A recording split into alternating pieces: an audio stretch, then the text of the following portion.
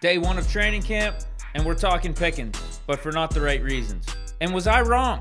Is there actually a quarterback competition brewing in the Steel City? Big Deep News. Are we really doing this again?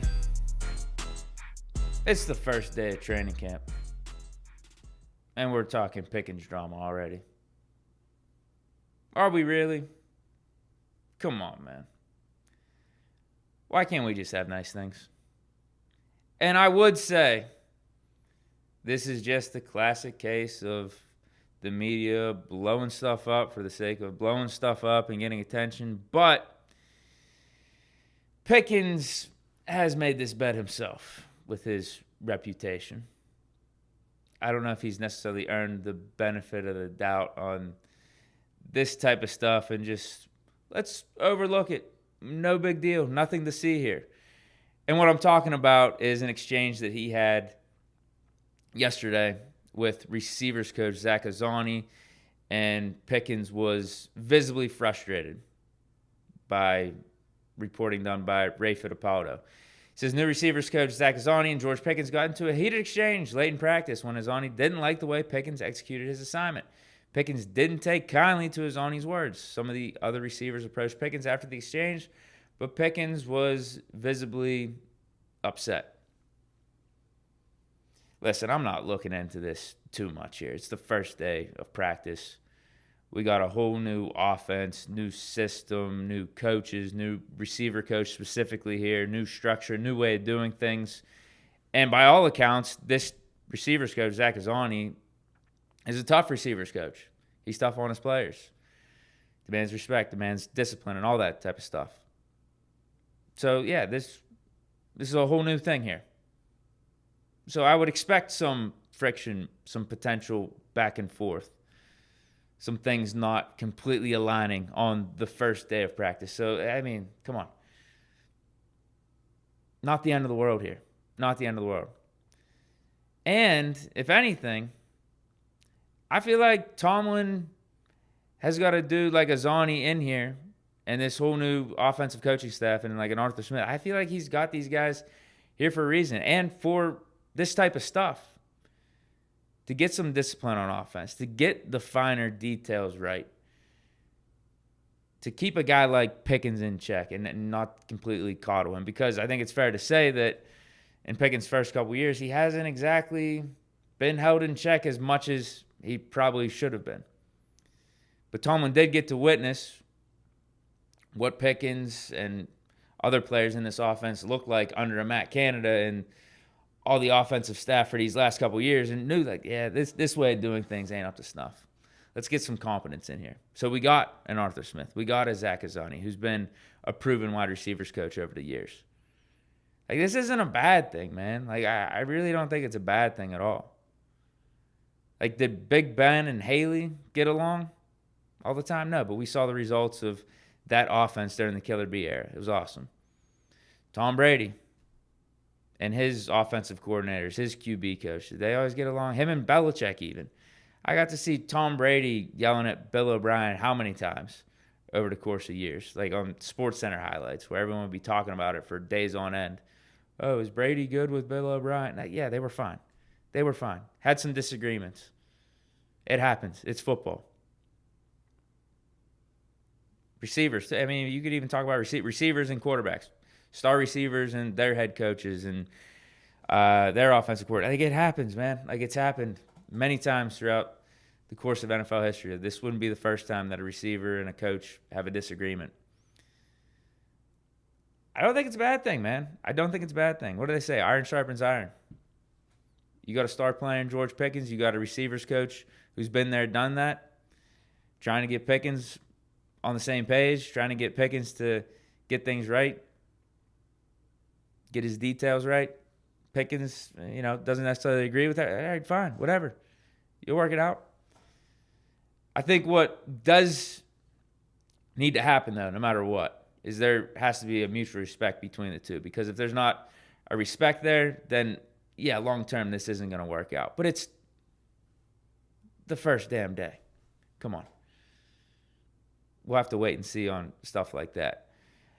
And I feel like if you want, you can take any angle that you want on this story, and it's going to be correct. There's probably like 5 or 6 different ways of looking at this. One, and I think I've, in a way, hinted at all these different angles throughout my spiel here. But one, it's early, so it's like, give me a break. Let's not overreact to this. Come on. 2, this is something you can report on and something worth discussing because it's going to get attention. Like if this did actually happen, and there's no reason for us to believe that this didn't happen, this exchange between Pickens and Azani, it's something worth discussing because we know Pickens' history, right? And 3, Pickens hasn't exactly earned the benefit of the doubt in handling situations where he's frustrated in the best of manners. 4, this is probably good for him. This is something that's probably good for him, good for the offense. Added discipline, added details. And then 5, it is also something to monitor going forward, though, because if there isn't a mutual respect from Pickens and Azani and this continues and it's not in a good way, like you can have disagreements. You can have some heated exchanges here and there. But if it's in a toxic way, then yeah, we're going to have some conversations again like we were having in the middle of last year about Pickens, right? Should the Steelers move on? Should the Steelers consider trading him? Is Pickens not good for the locker room, not good for the environment? Is he not setting a good example? That type of stuff. But until, I don't know, man. Until we get there, I ain't stressing about this. I'm really not stressing about this. I think Pickens is going to be fine. Again, I think this type of stuff is good, not only for Pickens, but for the offense. Because the last 2 years was a shit show on offense. Absolute shit show. Now we have an Arthur Smith. We got a whole new coaching staff here that's been competent. Like, that has actually been proven. They know what they're talking about. Yeah, we should probably listen to what they bring to the table. And if they demand more details, so be it. That probably should be the case. Because God knows we were lacking details and lacking creativity and getting things right with the offense these last 2 years with who we had at the helm in Canada. But I think Pickens will be fine, man. I mean, you look at him last year, all it took was getting Mason Rudolph in there. All it took was getting the offense moving in a positive direction. And it wasn't all about Pickens getting the ball either. Now, Mason did throw Pickens the ball a lot in his first 2 games against the Bengals and the Seahawks. Yes, there was success on the field. But you saw in the last game that Mason started with the Ravens. I don't even know if Pickens got a target. I don't think he got a catch. Pickens was happy as hell because we scored enough points to win. The offense looked fine in that monsoon. And we were on our way to the playoffs. At least we gave ourselves a chance to be in the playoffs. So I think it's, more about just getting this offense looking right as opposed to Pickens is going to be complaining if he doesn't get the ball every time out there. But we know receivers, though, right? Receivers want the ball. It is what it is. It's a natural thing. But again, I think Pickens' frustration last year was more about the offense just being incompetent, and part of the incompetence was he wasn't getting the ball in a manner that he would have liked and what his talent demands. But also, again, we weren't scoring enough points. The offense was looking pretty much dismal for like the first 3.5 quarters, and we were skating by in games. And then we go on a stretch where we're losing 3 in a row. Now, was Pickens right in how he handled that? No, he should have handled it in a better way. But we get Mason Rudolph in there. Offense is looking decent. Didn't hear a word from Pickens at all. Switched his tune up pretty quick. So I think we'll be fine, man. I think if Russell does what he's supposed to do, this offensive line does what they're supposed to do, Pickens does what he's supposed to do, Muth, Najee, Jalen Warren, Arthur Smith calling some good plays, we'll be fine, man. We'll be fine. But going back to the third point, third and fifth point here, Pickens hasn't exactly earned the benefit of the doubt. Like, would we be completely surprised if something like this pops up again at some point? Probably not. Is this something to monitor going forward? Yeah, I guess it is something to keep in the back of our minds, but let's not overreact too much here. Next, let's talk about the quarterback position, the guy that's going to be getting Pickens the ball. And it wasn't Russell Wilson yesterday. It was Justin Fields. Russell Wilson was out of day one of training camp with a calf injury. Here's what Tomlin had to say on why Russ wasn't out there. Starts aren't always ideal, but that's like life, man. Russ woke up today, man, his calf was tight. It was my decision to sit him down today, create a little short-term discomfort for him, not allowing a small problem to become a bigger problem. He can be characterized as day-to-day. But on the flip side of that, it was an awesome opportunity for Justin and a challenge for our offensive unit to deal with a little adversity at the outset. You know, we all like to start with great fluidity and clean, but, man, football isn't always like that. And so, really, I looked at it as a good thing for a collective, a challenge for the offensive unit, a challenge and an opportunity to get to know Russ a little bit, man, create a little short-term misery for him, opportunities for others. And so that's the story there. You guys tell me, but it seemed like Tomlin was a little bit too cool with Russ sitting yesterday. Right? It looked like he was a little bit too jovial about the situation, having Justin Fields out there and Russ sitting out with a calf injury. I'm not reading too much into this either. Now, if this goes on for an extra 4 or 5 days where Tomlin continues to tell Russ, just chill on the sidelines and get that calf right, then, yes, I would be concerned. And if I was Russ, I'd be concerned. But I think he's probably going to practice today. If he practices today, no big deal.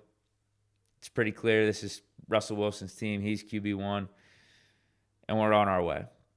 Because I think if you combine what happened yesterday with Russ sitting out with the calf injury and presumably him practicing today, if you combine those two things, I think it just goes to show even more that this is Russ's squad. Tomlin has faith in him being QB1, that he doesn't have to see him day one. Let's not worry about this calf and you potentially making it worse.